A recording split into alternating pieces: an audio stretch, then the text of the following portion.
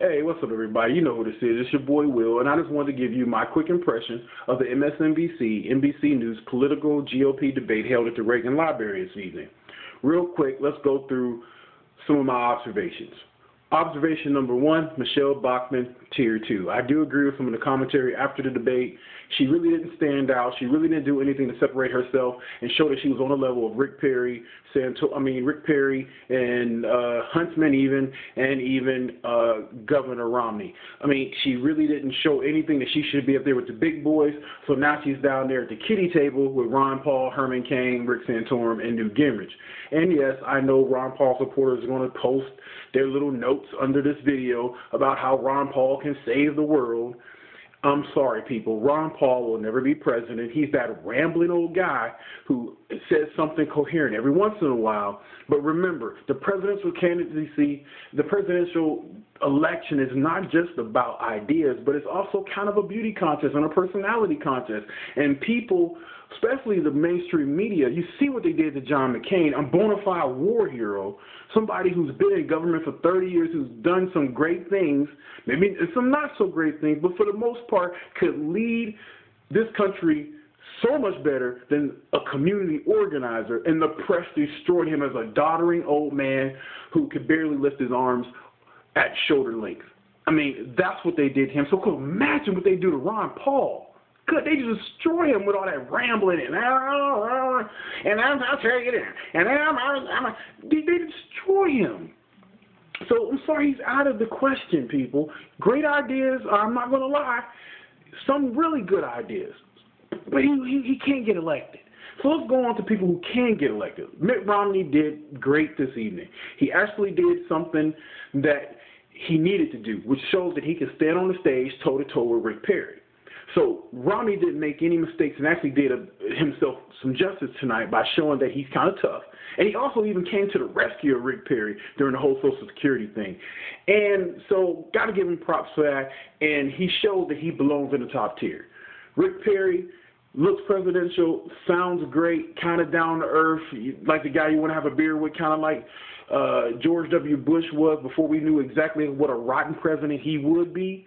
But Rick Perry also stumbled a lot tonight. But one thing, he stumbled with conviction. How you like that? I know to watch somebody say that on TV because they watch my video.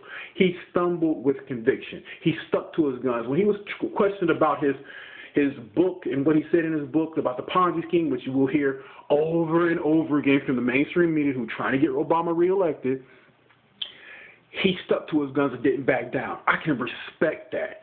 But, yeah, that might be some red meat for the base, but in a general election, that kind of stubbornness and some inflexibility might not go well with those middle-of-the-road independents. So we'll see if he gets a little more sharper and knows how to bob and weave with the press. Because, see, that's another thing I didn't like about Rick Perry tonight.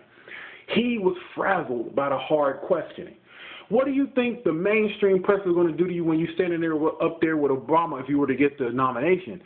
They are going to murder you. They are going to destroy you with questions because that's what they do. Their job is to get Obama elected. That is their messiah. That is the boy king. They want to see him back in the White House for 4 years. So they are going to question the hell out of you. So you can't be frazzled. You got to be able to think quick on your feet and not let them get the best of you. And tonight, Rick Perry showed me that he can be frazzled. So hopefully the next debate, when they come after him, which they will, if he's still on top of the polls, he can show that he can stand above, smile, and then smack him in the face with some really good line. Newt Gingrich was my boy tonight. Speaking of the press, he put the press in their place again. Newt Gingrich is absolutely brilliant. But once again, somebody like Ron Paul can never be elected. But the guy's absolutely brilliant. Now, in the 90s, he was kind of a prick sometimes, but other than that, his ideas worked. I mean, welfare reform was needed. And take it from me, somebody from the neighborhood, somebody who grew up in the projects and seen a lot of people take advantage of the system, it really did need to be reformed. And him pushing Bill Clinton with the whole shutdown and everything, it was brilliant, and he got it done. And I hope that whoever is the nominee, which will be the president, puts him in their cabinet as some advisor or something, because the guy's absolutely freaking brilliant, a true scholar. Not like that paper crap that Obama is. I mean, Harvard Law, come on. Anyway.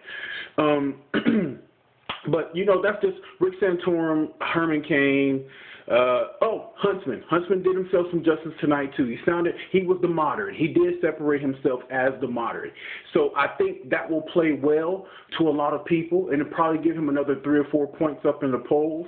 But honestly, I don't see that really playing to the base, especially in Iowa, South Carolina, Virginia, any other places or New Hampshire. I don't really see that paying, because hardcore conservatives want somebody with hardcore conservative values.